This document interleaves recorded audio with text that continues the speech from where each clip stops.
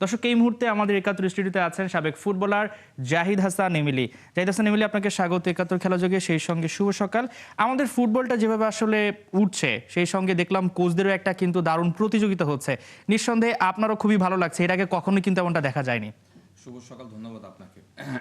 আপনার কোশ্চেনের ভিতরে অ্যান্সারটা রয়েছে, যেটা বলেছেন যে এর আগে আসলে এভাবে আসলে এই প্রসেসে বা এই প্রোগ্রেসে আসলে কখনো কোচ নিয়োগ বাংলাদেশ ফুটবল ফেডারেশন দেয়নি। আমরা যতদিন খেলেছি তখনও কিন্তু আসলে দেখেছি যে কোচ চলে আসছে, বাট এরকমের আপনার টেন্ডার দিয়ে বা অ্যানাউন্স করে কিন্তু কখনো কোচ নিয়োগ দেওয়া হয়নি। প্রথম এবং প্রথমবারে আমার কাছে মনে হয় যে বাংলাদেশ ফুটবল ফেডারেশন আসলে বাজিমাত করে ফেলেছে। বাজিমাত এই কারণে, কারণ আপনি যেটা আপনাদের রিপোর্টে দেখছি যে ৩০০-র উপরে আসলে সিভি জমা হয়েছে, এবং নট অনলি সিভি, এখন অনেক হাই প্রোফাইল যাদের আসলে এক্সপিরিয়েন্স যদি দেখেন, জাতীয় দল, ক্লাব ফুটবলে খুব হাই প্রোফাইল কোচরা কিন্তু এখানে সিভি জমা দিয়েছে। তো সেইখান থেকে আমি বলবো যে এটা অনেক অনেক পজিটিভ একটা দিক। এই কারণ বাংলাদেশ, আমরা তো আসলে ওয়ার্ল্ড কাপও খেলি না বা এশিয়া কাপও খেলি না, আমরা জাস্ট মাত্র একটা ডেভেলপমেন্ট ফুটবল কান্ট্রি। তো সেই জায়গা থেকে আসলে এত হাই প্রোফাইল কোচেরা আসলে এখানে ইন্টারেস্ট দেখাচ্ছে, সেই জায়গা থেকে আমার বেশ ভালো লাগছে আর কি। এই যে হাই প্রোফাইল কোচরা আসছেন, তাদের আগ্রহের জায়গাটা তো তখনই তৈরি হয়েছে যখন দেখতে পেয়েছে যে বাংলাদেশ এশিয়ান কাপে ভালো একটা কিছু করতে গিয়ে হয়তো করতে পারেনি, কিন্তু সেই লক্ষণটা দেখা গেছে। এবং একই সঙ্গে যদি বলি, বড় বড় কয়েকটা নাম আছে আমাদের ফুটবলে, বিশেষ করে প্রিমিয়ার লিগে খেলা হামজা চৌধুরী, সমিত সোম রয়েছেন। অর্থাৎ আমরা যাদেরকে বলি দেশের বাইরে থেকে এসে যারা দুর্দান্ত ফুটবল খেলেছেন, তাদেরকে দেখেই হয়তোবা তারা বেশি এই জায়গাটায় রাজি হয়েছেন। এবং যেটা বলছিলাম যে ফুটবলটা রাইজ করছে, সঙ্গে কোচরাও আসছেন। ৩০০ সিভি চলে এসেছে, এর আগে কখনোই এমনটা ঘটনা নাই। বাফুফের জন্য তো বিশাল একটা চ্যালেঞ্জও, যে এখান থেকে ৩০০ থেকে একজনকে বের করা। অবশ্যই এটা বিগ চ্যালেঞ্জ এই কারণে, কারণ আপনি এখান থেকে এই একজনকে সিলেক্ট করতে পারবেন। সো এটা অবশ্যই ডিফিকাল্ট, এবং ডিফিকাল্ট এই কারণে যখন আপনি একজনকে সিলেক্ট করবেন তখন কিন্তু ২৯৯ জন বাদ পড়ে যাবে। তো ওই যাকে সিলেক্ট করবেন পরবর্তী সময়ে কিন্তু তার জন্য একটা চ্যালেঞ্জ হয়ে যাবে। বিকজ আমরা সবাই কি চাই, জাতীয় দল রেজাল্ট পাক। আমরা সবাই চাই জাতীয় দল একটা প্লেইং স্টাইল তৈরি হোক, যে স্টাইল দিয়ে বাংলাদেশ ফুটবল দলটা ভালো করবে। হ্যাঁ, যেটা কাবরেরা করতে পারেনি লাস্ট ৪ বছর ৩ মাসে সময় পেয়েছিল অনেক সময়।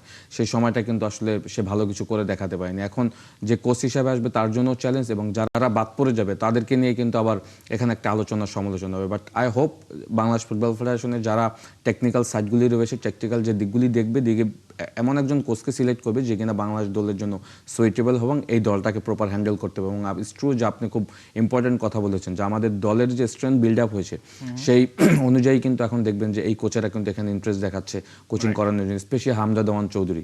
কারণ হামজা লেস্টার সিটির player, premier league winner player, FA cup winner player, এবং ও আসার পরে বাংলাদেশের ফুটবল যেভাবে আসলে প্রোগ্রেস করেছে, যদি আপনি দেখেন লাস্ট ১ বছর আমাদের দেশের ফুটবল ইন্টারন্যাশনালি জায়গাতে, স্পেশালি হোম ম্যাচগুলি যদি দেখেন, যেখানে আসলে টিকিট সেল হয়ে যেত ১৫ মিনিটে। সো যারা প্রোফাইল দিয়েছে তারা ডেফিনেটলি এইগুলি কিন্তু আসলে, এবং স্পন্সরদেরও কিন্তু একটা হিড়িক পড়ে গেছে। অবশ্যই যারা প্রোফাইল দিয়েছে, মানে এখানে যারা কোচ হওয়ার জন্য আগ্রহ দেখাচ্ছে, তারা ডেফিনেটলি এইসব জিনিসগুলি দেখেই কিন্তু এখানে ইন্টারেস্ট দেখাচ্ছে। সেই জায়গা থেকেই কিন্তু আমি বলবো যে এটা সবার জায়গা থেকেই চ্যালেঞ্জ।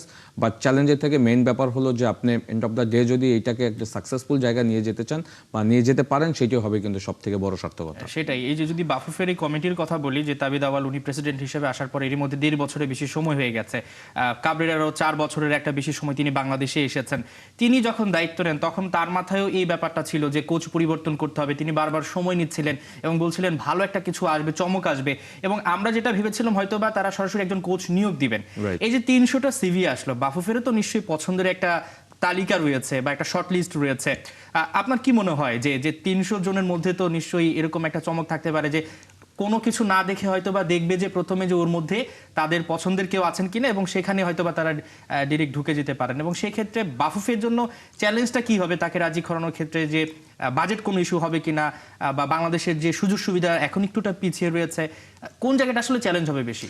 আপনার লাস্ট কথাটা ধরেই বলি, আপনি যেটা বলছেন বাজেট ইজ বিগ ফ্যাক্ট। হ্যাঁ, যে হাই প্রোফাইল কোচারে এসেছে তাদের যদি প্রিভিয়াস ক্লাবগুলি দেখেন বা ইন্টারন্যাশনাল দেশগুলিতে যারা যেখানে কোচিং করেছে, সেখানে ডেফিনেটলি আমাদের যে বাজেট আছে তার থেকে অনেক বেশি বাজেটে তারা কিন্তু সেখানে কাজ করেছে।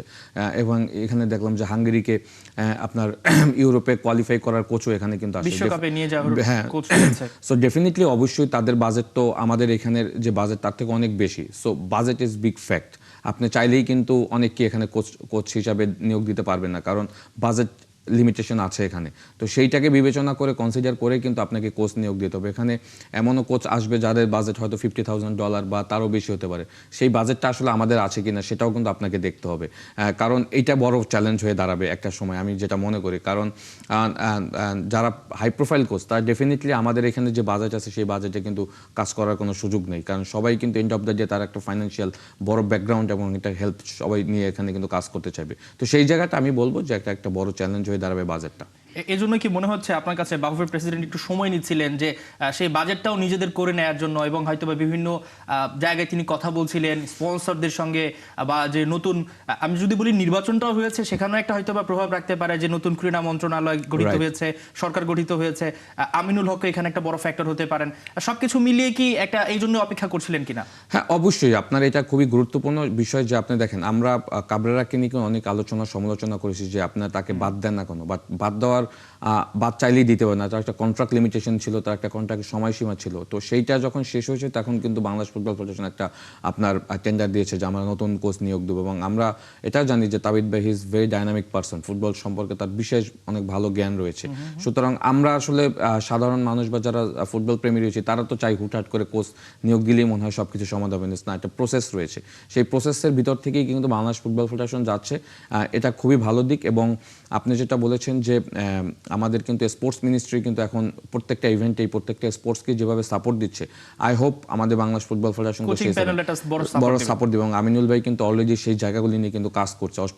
স্পেশালি প্লেয়ারদের কিন্তু সে অলরেডি বড় একটা ফ্যাসিলিটিস অলরেডি দিয়ে দিয়েছে, এবং এটা খুবই সিম্পল একটা কাজ হবে আমি মনে করি স্পোর্টস মিনিস্ট্রিতে। এবং বাংলাদেশ ফুটবল ফেডারেশন যদি স্পোর্টস মিনিস্টারের সাথে যদি বসে এটা কোলাবোরেশন করে, আমার কাছে মনে হয় আমিনুল ভাই ডেফিনেটলি এই যে আপনি বলছেন যে আমাদের যে ফাইন্যান্সিয়াল একটা বড় ক্রাইসিস রয়েছে কোচ নিয়োগের ক্ষেত্রে, সেটাও হয়তো আমিনুল ভাই রিকভার করে দিবে আই হোপ। সেই জায়গাটা আমি মনে করি যে তার দ্বারস্থ হলে সেটা আমার মনে হয় যে সমাধান করে দিতে পারবে। এমএলএ দেখেন সময় কিন্তু খুবই কম, যদি আমরা বলি যে সামনে আমাদের জুন উইন্ডো রয়েছে, সেখানে সান মারিনো থেকে খেলবে, প্রথমবার ইউরোপীয় গেম আমরা খেলবো, সেই একটা চ্যালেঞ্জ থাকে। নিঃসন্দেহে আমরা আশা করছি হয়তো একটা ইউরোপিয়ান কোচও আমরা পেতে পারি। সেই সঙ্গে আমরা যদি বলি সামনে সাফ চ্যাম্পিয়নশিপটা রয়েছে, এই যে মাঝখানে টাইমটা এপ্রিলের প্রায় শেষ, অর্থাৎ 300 সিবিরও যদি বেশি আসে সেটাকে শর্টলিস্ট করা এবং সেখান থেকে একজনকে বের করা, আপনার কি কোনোভাবে মনে হয় যে বাফুফে আগে থেকে হয়তো বা কোনো একজনকে নির্ধারণ করে রেখেছে, কিন্তু তারা দেখতে চেয়েছে যে আসলে কি পরিমাণে সিভি জমা হয়? এটা হতে পারে, এটা তো আপনি আমি আসলে আলোচনা করতে পারি, এটা আসলে ভিতরের খবর আমরা ঠিক জানি না। বাট বাংলাদেশ ফুটবল ফেডারেশন তো ডেফিনেটলি কাউকে না কাউকে মনে মনে চিন্তা করে রেখেছে ডেফিনেটলি, এবং যাকেই চিন্তা করেছে যাকেই নিয়োগ দিবে অবশ্যই সে বাংলাদেশ ফুটবল ফেডারেশনের জন্য সুইটেবল হবে। এবং আমাদের এই যে দলটা যেভাবে আসলে প্রোগ্রেস করছে, যে স্ট্রেংথ বিল্ড আপ করেছে, ওই অনুযায়ী একজন কোচকে দিতে হবে যে কিনা আমাদের একটা প্লেয়িং স্টাইল দিতে পারবে, এবং সেই প্লেয়িং স্টাইলটা দিয়ে আপকামিং যে সাব ফুটবল রয়েছে বা বড় বড় যে টুর্নামেন্টগুলি আছে সেখানে আমরা ভালো করব। এবং আপনি দেখেন আমাদের কিন্তু আন্ডার 23 আমি জানি একটা দল কিন্তু মালদ্বীপে সবসময় আমরা বলি শুধু হেড কোচ না, হেড কোচের সাথে সাথে পুরো কোচিং স্টাফটাই কিন্তু এমন একটা স্টাফ দাঁড় করাতে হবে যেটা কিনা আমার কাছে মনে হয় যে একটা লং টাইম বাংলাদেশকে সার্ভিস দিতে পারে। শুধু হেড কোচ দিয়েই কিন্তু আসলে জাতীয় দল চলে না, অ্যাসিস্ট্যান্ট কোচ রয়েছে, গোলকিপার কোচ রয়েছে, ভিডিও অ্যানালিস্ট রয়েছে, ট্রেনার রয়েছে, ফিজিওথেরাপিস্ট, একটা কম্প্যাক্ট একটা কোচিং স্টাফ লাগবে। শুধু হেড কোচের উপর দায়িত্ব দিলেই কিন্তু সে সবকিছু পরিবর্তন করতে পারবে না। এখন যদি সজীব অনেস্টলি দেখেন সারা পৃথিবীতেই কিন্তু আপনি দেখবেন যে হেড কোচ ডিপেন্ডেন্ট ক্লাব বা ন্যাশনাল টিম না, এখানে কিন্তু পুরো কোচিং স্টাফ ডিপেন্ডেন্ট। সুতরাং শুধু হেড কোচ নিয়োগ দিলাম বাট বাকিরা তাদের সমমানের না বা বাকিরা তার প্রোগ্রেসগুলি বুঝলো না, তখন কিন্তু আবার একটা গলদ তৈরি হবে।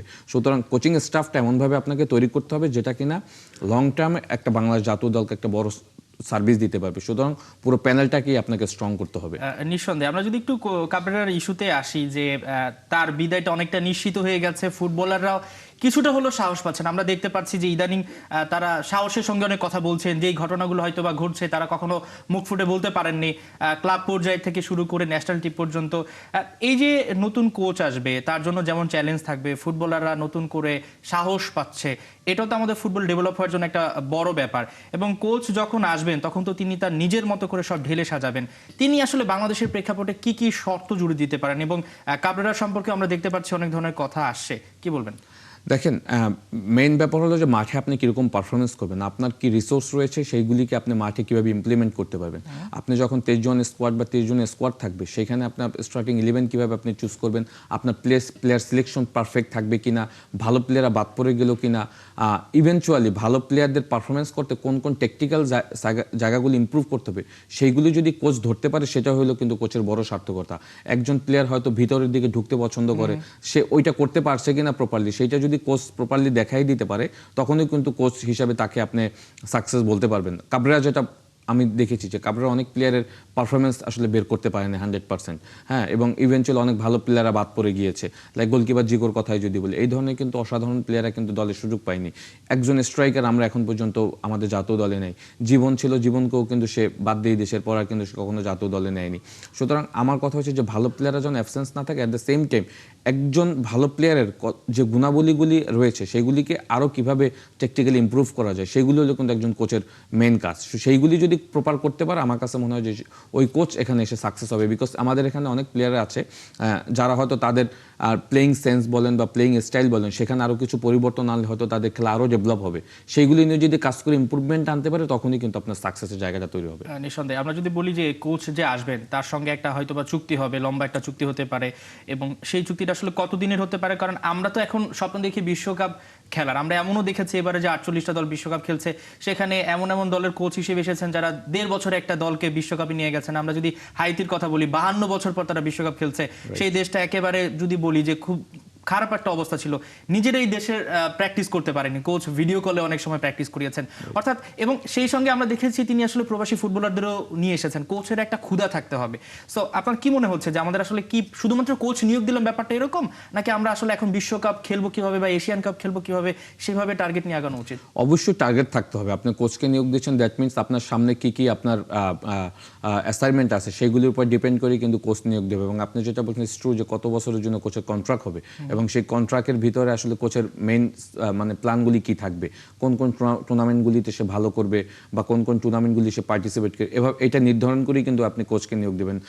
এবং আপনি যেটা বলছেন ট্রু, এবং এবার ওয়ার্ল্ড কাপে কিন্তু অনেক দল আসছে এবং খুব ছোট ছোট দলও কিন্তু ওয়ার্ল্ড কাপে খেলছে, হ্যাঁ, বিভিন্ন জোন থেকে। সুতরাং আমরা আসলে ওয়ার্ল্ড কাপ খেলতে পারবো কিনা, নেক্সট এশিয়ান কাপে আসলে আমরা আমাদের কোন জায়গাটাতে দেখতে চাই, সেগুলি নিয়েই কিন্তু আসলে একটা দীর্ঘমেয়াদী প্ল্যান থাকতে হবে। তো সেই জায়গা থেকে আমি বলবো অবশ্যই যে কোচ আসবে তার তো নিজের ব্যক্তিগত একটা প্ল্যান থাকবে, এবং ফুটবল ফেডারেশন ডেফিনেটলি তাকে কিন্তু একটা রোড ম্যাপ দিয়ে দিবে যে তার আসলে কতদূর আমরা বাংলাদেশ ফুটবলকে দেখতে চাই, সেইটা ধরেই কিন্তু আসলে কাজগুলি এগোতে হবে। তো সেই জায়গা থেকে বলবো যে এটা বাংলাদেশ ফুটবল ফেডারেশন এবং কোচিং স্টাফ যারা রয়েছে তাদের সমন্বয়ে কিন্তু একটা প্ল্যান করতে হবে দীর্ঘমেয়াদী, যে এই প্ল্যান অনুযায়ী এই টাইমটাতে আমরা এই কাজগুলি করতে চাই। এবং অবশ্যই আমাদের মেইন প্ল্যান থাকবে আসলে যেহেতু আমাদের নেক্সট সাফ ফুটবল আছে, সেই সাফ ফুটবলকে সাকসেসফুলি ডান করে, দ্য সেম টাইম আমাদের মেইন টার্গেট থাকবে আসিয়ান কান্ট্রি এবং এশিয়াতে আমরা যত ভালো করতে পারি সেই জায়গাগুলি নিয়ে কাজ করা।